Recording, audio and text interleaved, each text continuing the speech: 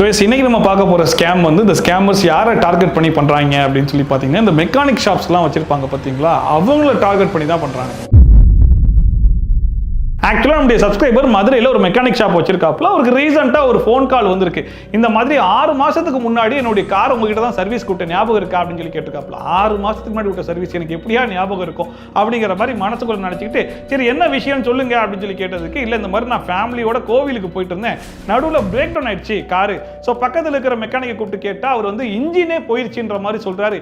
எனக்கு வந்து அவர்கிட்ட கொடுக்கறதுக்கெலாம் வந்து எனக்கு சரியா இல்லை, நீங்கள் பண்ணீங்கன்னா கொஞ்சம் நம்பிக்கையாக இருக்கும், ஸோ உங்கள் செட்டுக்கு நான் காரை அமுச்சு விட்டுறேன், நீங்க பண்ணிடுறீங்களா அப்படின்னு சொல்லி கேட்டா.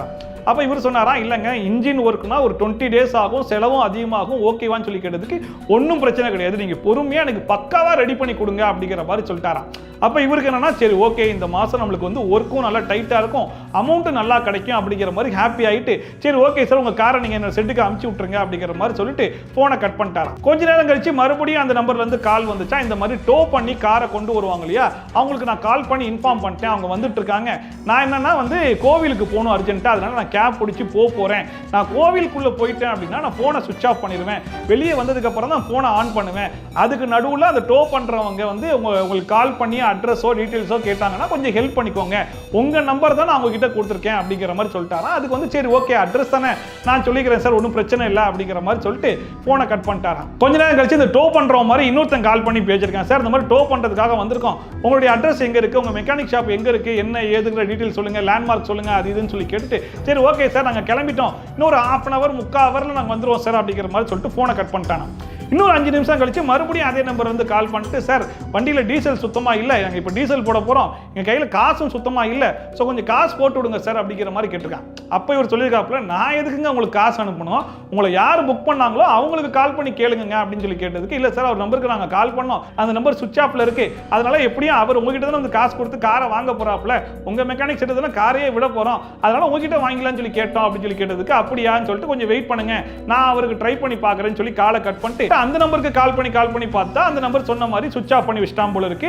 அதுக்கப்புறம் பார்த்தாப்ல சரி ஓகே அவர் தான் சொல்லிட்டு போனார்ல சுவிட்ச் ஆஃப் பண்ணிடுவேன், கோவிலுக்குள்ள போறேன், மறுபடியும் வெளியே வந்ததுக்கு அப்புறம் தான் சுவிட்ச் ஆன் பண்ணுவேன்னு சொல்லிட்டு சரி எப்படியும் காரே நம்ம செட்டுக்கு தானே வருது, காரை எடுக்கும்போது இந்த காசையும் சேர்த்து வாங்கிக்கலாம் அப்படிங்கிற மாதிரி டிசைட் பண்ணிட்டு மறுபடியும் அந்த நம்பருக்கு கால் பண்ணி சரி சார் நம்பர் சொல்லுங்க நான் காசை போட்டு விடுறேன் அப்படின்னு சொல்லி சொன்னதுக்கு, அவன் பாருங்க ரொம்ப தெளிவா, நீங்க என்னுடைய அக்கௌண்ட்டுக்குலாம் காசு போட்டு விட வேணாம் சார், நீங்க நேரா பெட்ரோல் பங்குக்கே பே பண்ணிருங்க, நான் அந்த QR கோடை வந்து போட்டோ எடுத்து அனுப்புறேன், அந்த QR கோடுக்கு நீங்க டைரக்டா பே பண்ணிருங்க சார் அப்படிங்கிற மாதிரி சொன்ன உடனே சரி ஓகே போட்டோ எடுத்து அனுப்புங்க அப்படின்ட்டாரா. அவனும் போட்டோ எடுத்து அனுப்பிச்சிட்டானா. அந்த QR கோடை ஸ்கேன் பண்ணி பார்த்தா பாலக்காடுன்னு காட்டுதான். அப்போதான் இவருக்கு டவுட் வந்திருக்கு, இவங்க என்ன மதுரையில் இருக்கேன்னாங்க, இந்த QR கோடை ஸ்கேன் பண்ணா பாலக்காடுன்னு சொல்லி காட்டுது, ஏதோ தப்பா இருக்கே அப்படிங்கிற மாதிரி யோசிச்சுட்டு, எப்பயுமே அந்த ஒரு பெட்ரோல் பங்க்னா அந்த பெட்ரோல் பங்க்னு யூனிக்கா ஒரு நேம் இருக்கும் இல்லையா, அந்த நேம்லாம் காட்டியிருக்கு, அந்த நேமை வச்சு அவர் கூகுளில் சர்ச் பண்ணி அந்த பெட்ரோல் பங்குடைய கான்டாக்ட் நம்பரை எடுத்து அந்த பெட்ரோல் பங்க்கே டைரக்டா கால் பண்ணிட்டாரு.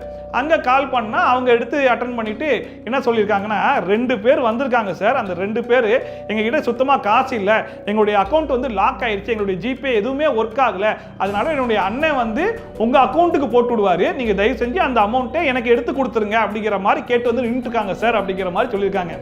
அதாவது ஸ்கேம் பண்ணுறதுக்கு எப்படியெல்லாம் யோசிச்சிருக்காங்க பாருங்க. அப்போதான் இவருக்கு பயங்கரமான ஷாக்கிங்காக இருந்துச்சா, ஓ அப்போ இவ்வளோ நேரம் நம்ம இருந்தது ஸ்கேமில் தான் இருந்திருக்கோமா அப்படிங்கிறது அவருக்கு அப்போ தான் தெரிஞ்சிருக்கு.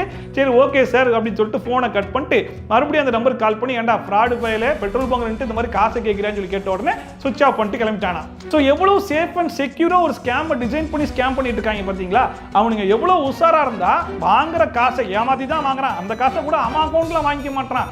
ஏன்னா ட்ரேஸ் பண்ணணும்னு நினச்சா எப்படினாலும் ட்ரேஸ் பண்ணி அவன் பேங்க் அக்கௌண்ட்டை கண்டுபிடிச்சி ஆதார் எல்லாத்தையும் கண்டுபிடிச்சி அவன் அட்ரஸ் வரைக்கும் போய் அவனை பிடிச்சிடலாம், கண்டுபிடிக்கணும்னு நினைச்சா அந்த எக்ஸ்ட்ரீம் வரைக்கும் போய் கண்டுபிடிச்சலாம். ஸோ மாட்டவே கூடாது அப்படிங்கிறதுக்காக இந்த மாதிரி பப்ளிக் பிளேசஸ்ல போயிட்டு எங்களுக்கு லாக் ஆயிடுச்சு, என் அண்ணன் அனுப்புவான், என் சித்தப்பா அனுப்புவான், எங்க அப்பா அனுப்புவார் அப்படின்ற மாதிரி கதையை கொடுத்து இப்போ அனுப்புறது வந்து ஸ்கேன் பண்ணி அனுப்புனா அந்த பெட்ரோல் பங்குக்கு அனுப்புவாங்க.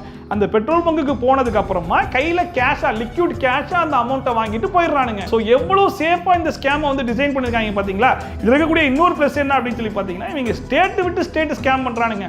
இப்போ கேரளாக்குள்ளேயே இந்த ஸ்கேமை பண்ணுறானுங்க அப்படின்னா எப்படியாச்சும் மாட்டிப்பானுங்கன்னு வைங்களேன். ஆனால் இவனுங்க ஸ்டேட்டு விட்டு ஸ்டேட்டு பண்ணும்போது இன்கேஸ் மதுரையில் இருக்கிற இந்த மெக்கானிக் போயிட்டு கம்ப்ளைண்ட் கொடுக்கணும்னா கேரளா போலீஸில் போய் கம்ப்ளைண்ட் கொடுக்கணும். இவர் டிராவல் பண்ணி இந்த 5000 ரூபாயை வாங்குறதுக்கு ஒரு 15000 ரூபாய் செலவு பண்ண வேண்டியிருக்கும். இதுக்கு பார்த்துட்டு சரி ஓகே 5000 ரூபா தானே போயிட்டு போகுது அப்படிங்கிற மாதிரி நிறைய பேர் விட்டுருவாங்க. இதை வச்சு தான் இவனுங்க வந்து ஸ்கேம் பண்ணிட்டு இருக்கானுங்க.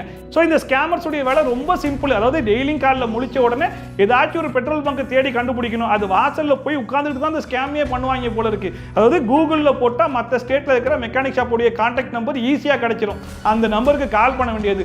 ஒரு வருஷத்துக்கு முன்னாடி 6 மாதத்துக்கு முன்னாடின்ற கதையை விட்டு ஒருவேளை அதை அவங்க நம்பிட்டாங்க அப்படின்ற பட்சத்தில் அடுத்த ஸ்டெப்பு இந்த மாதிரி டோ பண்ணி கொண்டு வந்துட்டு இருக்கோம். டீசலுக்கு காசு வேணும், ஓகே அந்த டீசல் காசையும் அனுப்புறேன் அப்படிங்கிற மாதிரி சொல்லிட்டாதான் நேராக போயிட்டு அந்த பெட்ரோல் பங்க்ல பேசி அந்த QR கோடை வாங்கி இவங்களுக்கு அனுப்பிச்சு அந்த காசை இங்கே அனுப்பிச்சதுக்கப்புறம் அந்த லிக்விட் கேஸை வாங்கிட்டு கிளம்பிடுறானுங்க. அதுக்கப்புறம் அவனுங்க என்னதான் முயற்சி பண்ணாலும் அந்த காசை திருப்பி எடுக்க முடியாது. ஸோ மோஸ்ட்லி இந்த ஸ்கேமர்ஸ் இந்த மெத்தடை யூஸ் பண்ணி மெக்கானிக்ஸ் தான் டார்கெட் பண்ணி பண்ணிட்டு இருக்கானுங்க. ஸோ முடிஞ்ச அளவுக்கு தெரிஞ்ச மெக்கானிக்ஸ்க்கு இந்த வீடியோ வந்து ஷேர் பண்ணி கொடுங்க. மெக்கானிக் செட் வச்சிருக்க ஓனருக்கும் இந்த வீடியோ வந்து ஷேர் பண்ணி கொடுங்க. இந்த அவேர்னஸ் ஸ்ப்ரெட் பண்ணுங்க. அண்ட் இந்த மெத்தடை யூஸ் பண்ணி மெக்கானிக்ஸை மட்டும் தான் ஏமாற்ற முடியுமா அப்படின்னு சொல்லி கேட்டால் அதான் கிடையாது.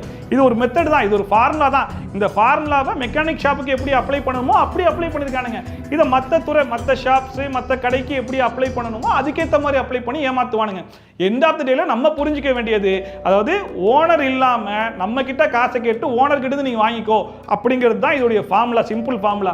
இல்லப்பா என்னாலலாம் முடியாது, நீ ஓனர் தானே புக் பண்ணாரு, ஓனர் கிட்டே கேட்டு வாங்கிக்கோ, என்னால 5 பைசா கொடுக்க முடியாதுன்னு சொல்லி போனை கட் பண்ணிடுங்க. எந்த ஒரு ஸ்டெப்லையுமே வந்து சரி ஓகே இவ்வளவு கிரிட்டிக்கல் சிச்சுவேஷன்ல இருக்காங்களே அப்படிங்கிற மாதிரி மட்டும் யோசிச்சிடாதீங்க. இந்த கிரிட்டிக்கல் சிச்சுவேஷன் அப்படிங்கிற ஒரு விஷயத்தை யூஸ் பண்ணி தான் பாருங்க, தர்ம சங்கடமான நிலைமையில இருக்கேன், அவர் வேற போன் எடுக்கல, தயவு செஞ்சு நீங்க தான் ஹெல்ப் பண்ணணும், கைவிட்டுறாதீங்க அப்படிங்கிற மாதிரி கேட்பாங்க. ஏண்டா உனக்கு ஹெல்ப் பண்றதுக்கு நான் ஒருத்தன் தான் இந்த உலகத்தில் இருக்கேன், வேற எவனுமே இல்லையான்றதை மட்டும் மனசுல வச்சுக்கிட்டு என்னால அது பண்ண முடியாது, யார் உன்னை புக் பண்ணாங்களோ அவங்ககிட்டே கேட்டுக்கோன்னு சொல்லிட்டு போனை கட் பண்ணிருங்க. நம்ம சப்ஸ்கிரைபர் இந்த விஷயத்தை நம்ம கிட்ட ஷேர் பண்ணிட்டு நிறைய மெக்கானிக்ஸ் கண்டிப்பா இது யூஸ்ஃபுல்லா இருக்கும். நான் நல்ல வேளை கொஞ்சம் சுதாரிச்சதுனால ஏமாறாம போயிட்டேன், நிறைய பேர் ஏமாறதுக்கான வாய்ப்பு இருக்கும். ஸோ தயவு செஞ்சு இதை ஷேர் பண்ணுங்க அப்படின்னு சொல்லி கேட்டிருந்தாப்புல, அதனால தான் இந்த வீடியோ வந்து நான் மேக் பண்ணேன். ஸோ அதான் இந்த ஸ்கேமர்ஸ் புதுசாக கண்டுபிடிச்சி வந்து நம்மளை ஏமாத்துறதுக்கு ட்ரை பண்ணிட்டே தான் இருப்பான். நம்ம தான் முடிஞ்ச அளவுக்கு ஏமாறாமல் இருக்கிறதுக்கு முயற்சி பண்ணணும். அதை கடைசி வரைக்கும் பண்ணுங்க. இந்த மாதிரி அவேர்னஸை நிறைய ஸ்ப்ரெட் பண்ணுங்க, நிறைய விஷயத்தை தெரிஞ்சுக்கோங்க. ஃபேமிலி சர்க்கிள்னு சொல்லிட்டு எல்லாருக்கும் அந்த அவேர்னஸை கொடுக்கவும் ட்ரை பண்ணுங்க. ஸோ கண்டிப்பாக இந்த வீடியோ கொஞ்சம் யூஸ்ஃபுல்லாக இருக்கும் நம்புறேன். ஒருவேளை யூஸ்ஃபுல்லாக இருந்துச்சுன்னா அதை மறக்காம கமெண்ட் செக்ஷனில் சொல்லுங்க. மறுபடியும் ஒரு நல்ல வீடியோ, நல்ல யூஸ்ஃபுல்லான வீடியோ மறுபடியும் சந்திக்கலாம். டாடா, பாய் அண்ட் டேக் கேர்.